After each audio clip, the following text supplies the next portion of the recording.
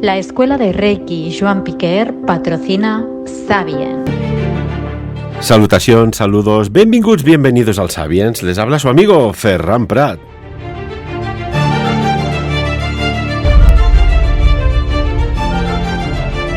Hoy tenemos un tema complejo. Que complejo, recuerdo que no quiere decir que sea inintendible. A veces lo complejo es lo más fácil. Si no, el señor que ahora voy a saludar nos puede poner el ejemplo de la navaja, la famosa navaja esa.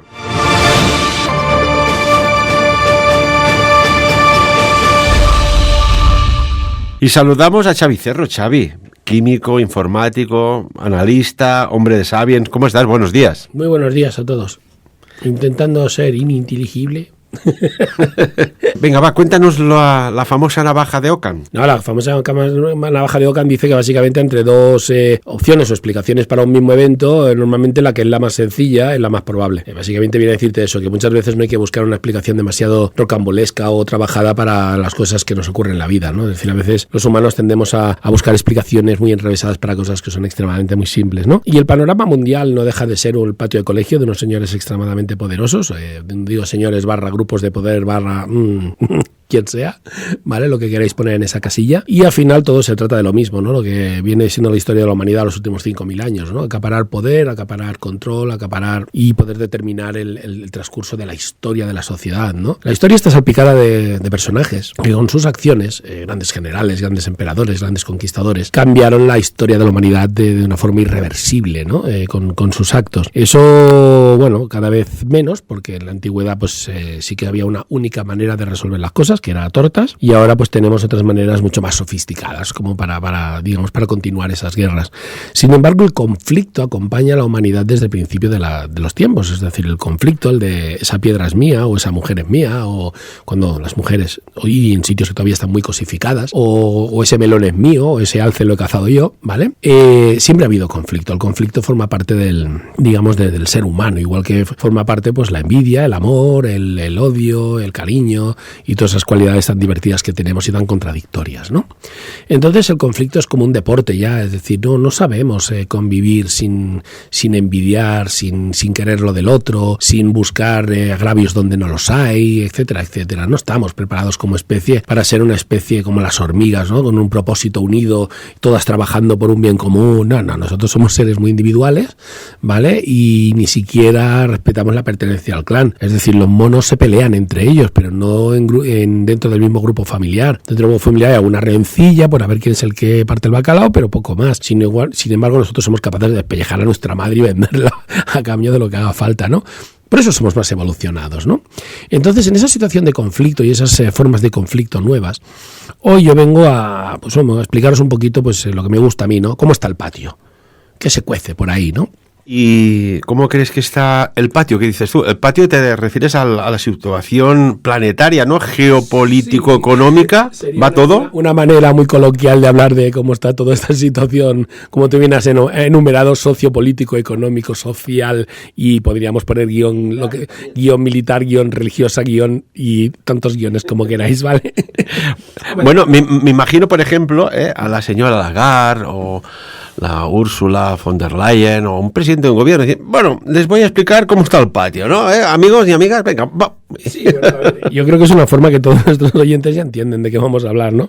No vamos a hablar del patio de colegio, sino vamos a hablar del patio.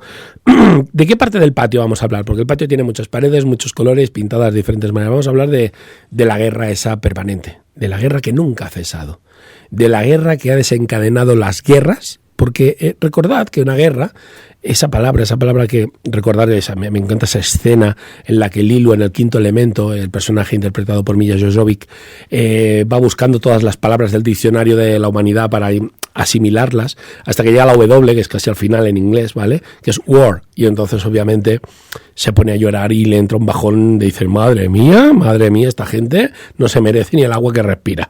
Perdón, ni el agua que ve, ni el aire que respira. Entonces, la guerra, nosotros solemos entenderlo como un conflicto armado. Es decir, todos los ciudadanos, estoy seguro, cuando os hablo de guerra, os viene a la cabeza pues señores pegando tiros a otros señores, ¿vale? Tanques, aviones, bombas, ¿vale? Pero la guerra no es esa, no es solo eso. Belli, que es donde viene la palabra latina de belli, la guerra, ¿no? Es un conflicto. Es un conflicto donde oponemos voluntades. Eso es una guerra, una oposición de voluntades. Y esas oposiciones de voluntades han existido siempre y siempre han tenido, la mayoría de las veces, salvo en excepciones, como han sido las cruzadas, que tenían un carácter religioso, siempre ha sido por una cuestión económica. Las guerras púnicas de los romanos fue porque Cartago estaba cogiendo demasiado poder en el Mediterráneo. Otras guerras se han desencadenado porque había otra potencia económica que me estaba haciendo sombra. ¿Vale? Todas las guerras físicas, las que entendemos como gente pegándose con gente, tienen un origen, tienen un desencadenante, y muchas veces es económico. Y muchas veces se desencadena por la potencia que ve que su posición se está perdiendo. No por el que le quiere robar la posición, sino que la desencadena normalmente el que cree que lo van a desbancar. La historia romana nos lo demuestra enormemente esta posición, la historia de Persia y Grecia también. Y las guerras que tuvieron y demás. Cuando veo un Estado que está emergiendo, es una amenaza a mi poder, a mi control. Obviamente no hace falta que os haga una translate a la situación actual de quién es la potencia que ve amenazado su control mundial y quiénes son las potencias emergentes. Entonces, ¿qué pasa? Pues que digo, bueno, eso que yo, donde digo, ¿vale? Ese refrán castellano, ¿vale? Que básicamente dice que si no lo tienes por escrito, y aunque lo tengas por escrito, es papel mojado, porque de dichos hay 50.000. Lo estamos viendo, Xavi, en la política continuamente. Correctamente. O sea que yo puedo decir hoy puedo decir blanco y mañana ese blanco no era tan blanco.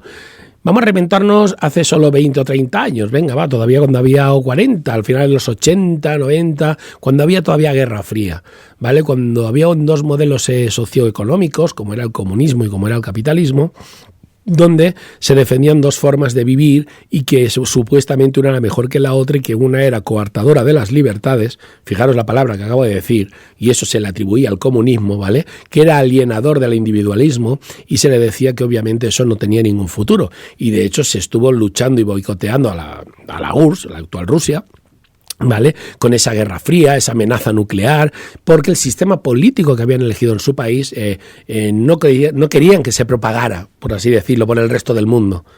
¿Habían elegido o se había impuesto, Xavi? Porque a veces nos pensamos que una cosa es elegida y después de formas sutiles acaba siendo asimilada, pero impuesta. Bueno, buena pregunta. ¿Tú el liberalismo económico asocial que vives con un muy bajo socialismo que tienes y de normas sociales, lo has elegido o se te ha impuesto? Impuesto, claro. Bueno, es cada uno que haga su reflexión ahí. No vamos a entrar en las validades, en si un sistema democrático es más válido que el otro o qué pasa con los imperialismos, ¿vale? Porque si realmente creéis que la democracia está totalmente manipulada, corrupta, y totalmente es inútil respecto a lo que es reflejar lo que es lo que el pueblo necesita, como al menos lo pienso yo.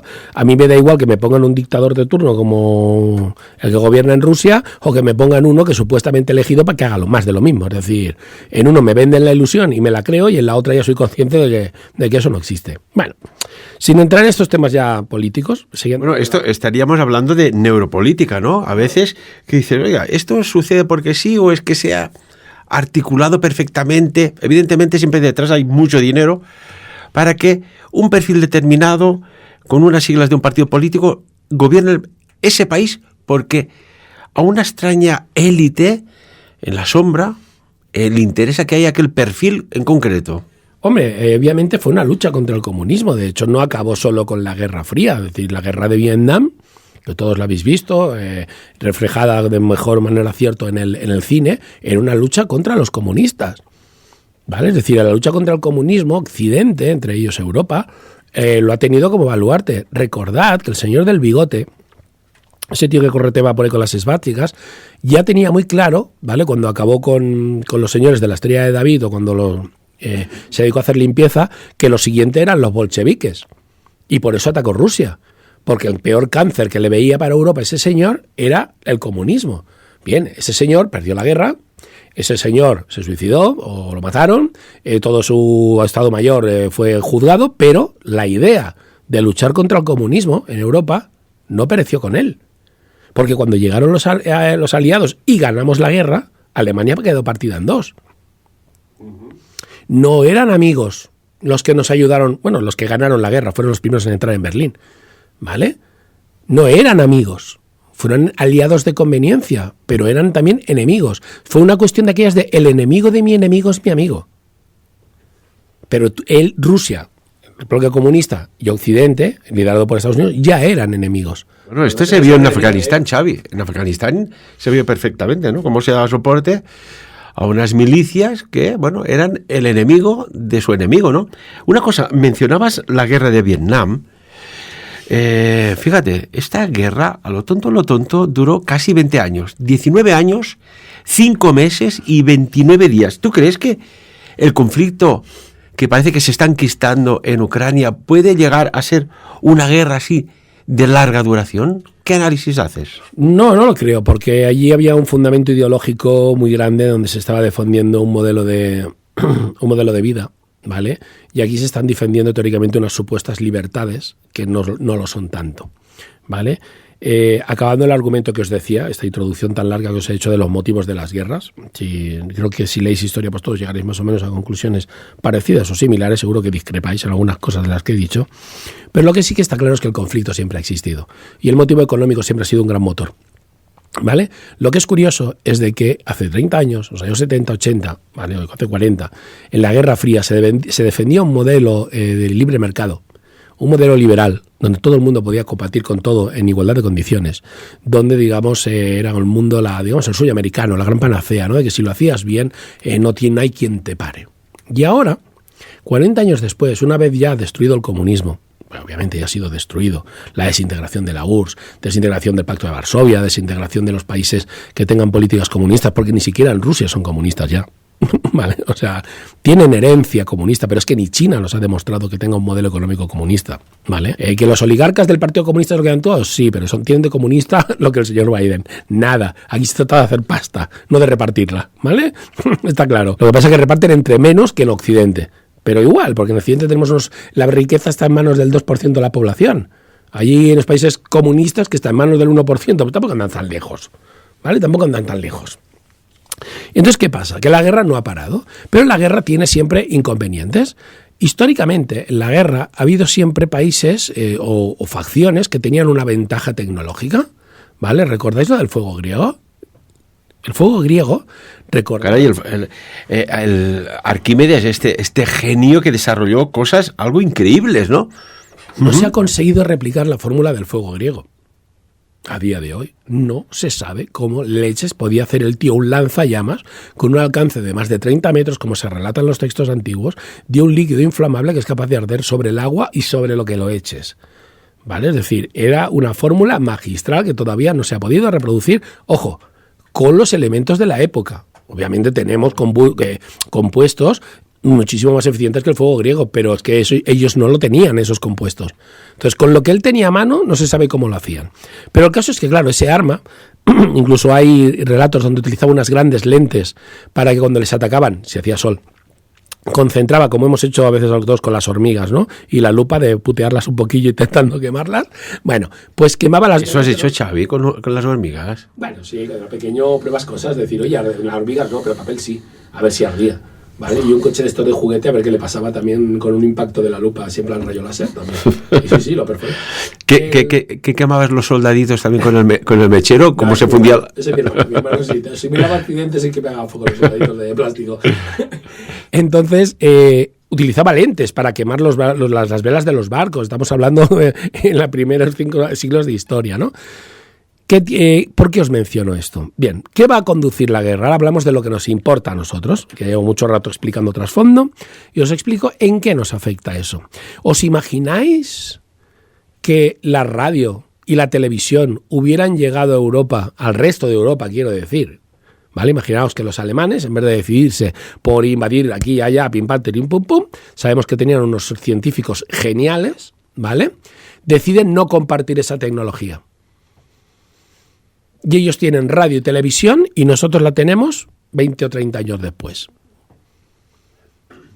¿Cómo estaríamos nosotros respecto a los avances tecnológicos alemanes? ¿No ha sido Alemania siempre la gran potencia tecnológica de Europa pese a haber perdido 2 guerras?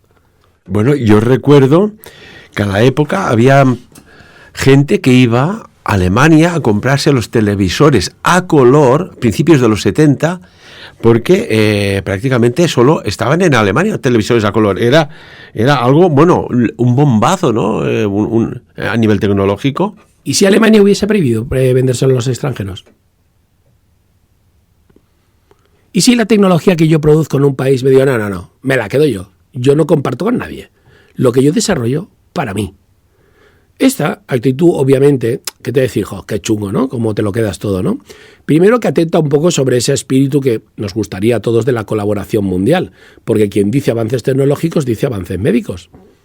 Entonces el país X tiene la cura contra el cáncer, porque la descubro, y a los demás que os den morcillas, porque no comparto mis descubrimientos con vosotros. El país X tiene un sistema de combustión limpio, que no comparte con nadie más, y sus coches funcionan con agua y nosotros tenemos que seguir pagando el petróleo al resto del planeta. ¿Estas posturas no os parecen un poco de patio de colegio? ¿No os parecen un poco infantiloides? ¿No os parecen un poco solidarias con el resto del mundo? Totalmente. Bien, entonces la guerra comercial que estamos haciendo contra China, y que yo como occidental estoy en uno de los bandos, me guste o no me guste, porque Europa tiene prohibido venderle cosas a China, ¿vale? Por orden de los señores norteamericanos, ¿vale? Que se les tiene prohibido vender ciertas cosas para que no tengan desarrollo. La noticia que os traía hoy es de, todos conocéis ChatGPT, este robot de inteligencia artificial que igual te escribe un resumen, te contesta preguntas, te hace un examen, o contestó el otro día una pregunta que cuál era la solución para el planeta y contestó que era exterminar a la humanidad. Y sí, ha salido incluso en la televisión su respuesta, una respuesta por otro lado que aquí en sabéis, ya hemos dicho muchas veces que sería la más probable conclusión a la que llegase cualquier inteligencia artificial. El caso es que para que los chinos no tengan una IA, ¿vale? Porque para el desarrollo del ChatGPT se han empleado unos 20.000 chips de Nvidia, ¿vale? Es un fabricante, ¿vale? De un modelo muy específico. Entonces Estados Unidos no quiere que caigan en manos de los chinos para que ellos tampoco puedan desarrollar una IA. Pero es que no solo eso, le ha prohibido a unos holandeses, que son los que fabrican las máquinas que hacen estos chips, que también les ha prohibido que se la vendan a los chinos, ¿vale? Se los ha prohibido también. Entonces China no podrá ni comprarlos ni fabricárselos, porque no permito a la empresa europea que te venda la máquina que los fabrica. Bueno, si entramos en este rollo, para empezar, lo del liberalismo y lo del el capitalismo liberal ya es una falacia, porque ahora resulta que las políticas de Estado dicen a quién le puedes y no le puedes vender. ¿Vale? No les vendemos aceite de oliva a los cartagineses, dijeron los romanos, que les den morcilla, que cocinen quemando patas de elefante, porque nos caen mal. Como no va a haber conflicto, ¿eso ayuda al conflicto o ayuda a la paz? Primera pregunta, seguro que todos os contestáis, pero bueno, sigamos por ahí. Imaginemos que mañana viene otra pandemia del murciélago este que fornicaba con pangolines. Y resulta que los chinos tienen la cura y estamos en un plan así de no compartición. Y dice el chino, no, a mí me da igual, como si os moréis el resto. Cuando estéis todos muertos ya ocuparé yo el planeta, yo sí tengo la cura. ¿Ahora qué? ¿Ahora qué? Ahora resulta que hay una pandemia mundial como se están declarando continuamente, que si la fiebre del pollo, que si la gripe aviar, que si la peste porcina, que si las vacas locas. Y la OMS dice, cuidado, que esto es a nivel mundial. Y entonces sale por ahí un señor, un laboratorio, de donde sea, que dice, vale, perfecto, tengo la cura, pero como tengo prohibido venderte, que te den morcillas y te mueras. ¿Qué hará ese país que no tiene la cura? Pues a lo mejor ir a buscarla, pero con tanques. Y decimos, ya, pues de perdidos al río. ¿Me entiendes? Es decir, todas estas políticas de guerra comercial, con el supuesto, y cito textualmente lo que el Departamento de Comercio estadounidense dice bajo la prohibición, es mantener las tecnologías avanzadas fuera de las manos equivocadas. Y ahora añado yo, dijo Dios como juez, jurado y verdugo.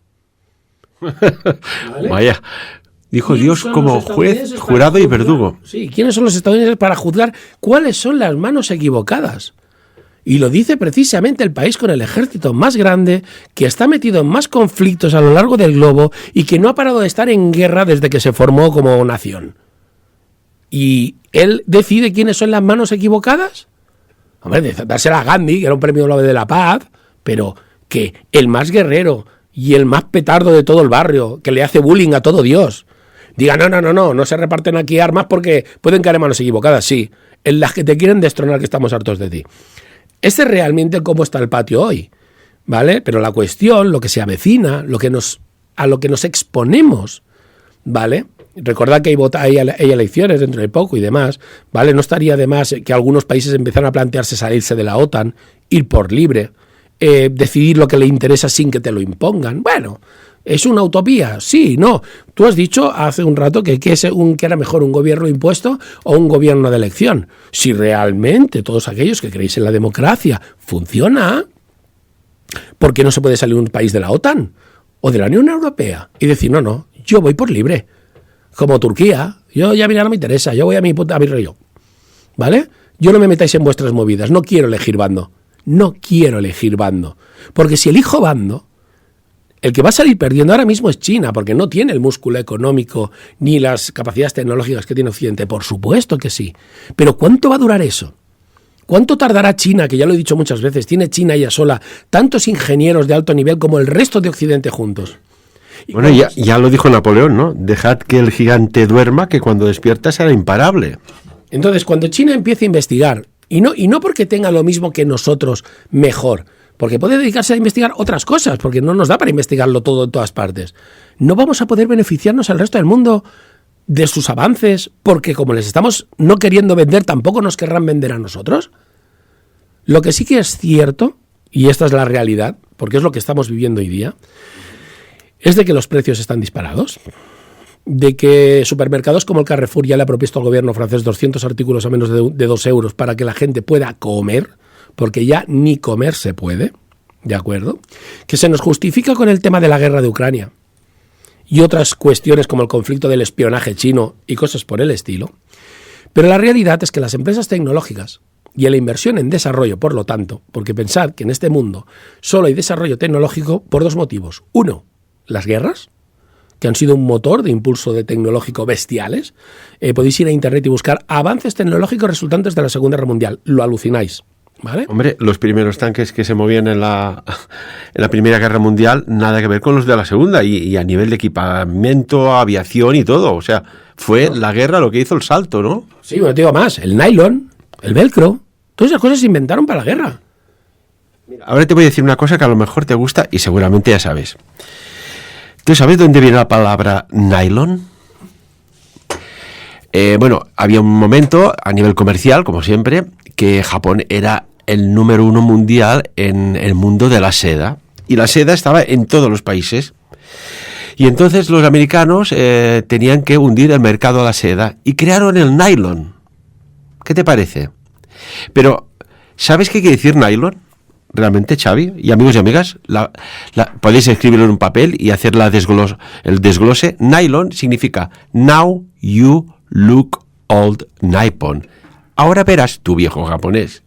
Fíjate cómo siempre está, siglas, mensajes ocultos en tantas cosas. ¿Qué te parece? Sí, correcto. De hecho, él también fue fruto de la necesidad, porque como Japón se alineaba con Hitler, obviamente no tenían seda para los paracaídas. Entonces tuvieron que buscar un tejido que fuera ligero, que no fuera de seda, porque no se lo podías comprar a ellos, y que les sirviera precisamente para los paracaídas de la Fuerza Aérea, y de ahí también surgió la necesidad, ¿no? Es decir, como decía, 2 motivos para el desarrollo tecnológico: los conflictos y la inversión. La inversión, si los inversores están interesados en invertir en una cosa porque ven que hay beneficios, invierten. Si no hay beneficios, no se invierte. La industria tecnológica ha perdido ya más de 250.000 millones de dólares desde que empezó la guerra con China, por las prohibiciones a las tecnológicas de venderle al mayor fabricante del planeta. Es decir, esto es como si yo le prohíbo a los fabricantes de patatas venderle las patatas al mayor fabricante de patatas fritas, chips en bolsa. Sí, el otro no tiene patatas para fabricar, pero el otro se come las patatas.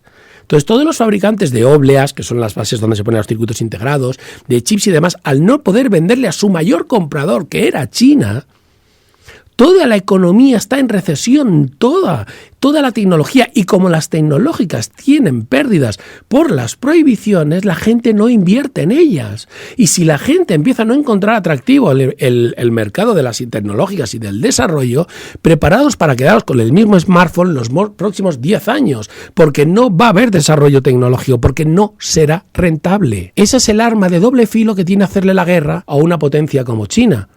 Que él se desarrollará lo suyo, sí, que las pasará canutas para tener los productos que tenía ahora, pero nosotros tampoco al no ellos gastarse el dinero en comprarnos, no nos beneficiaremos de esos desarrollos. Xavi, nada, en 30 segundos, ¿cómo ves? ¿Va a haber guerra China-Taiwán?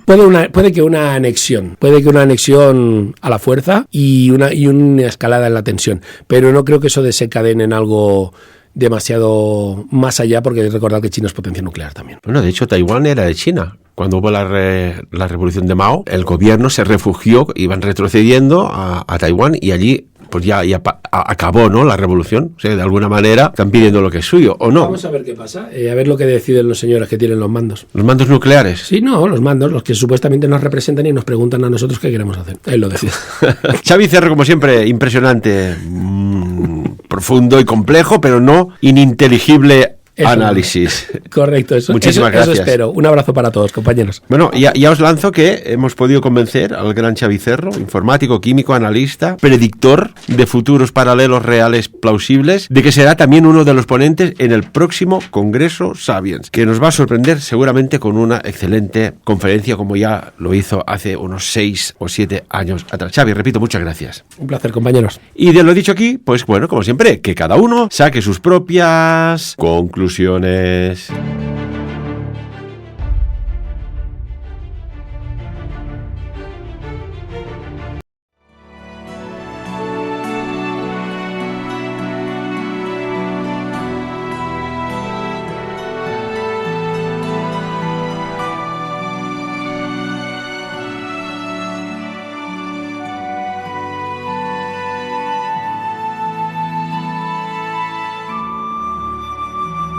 La Escuela de Reiki Joan Piquer ha patrocinado Sapiens.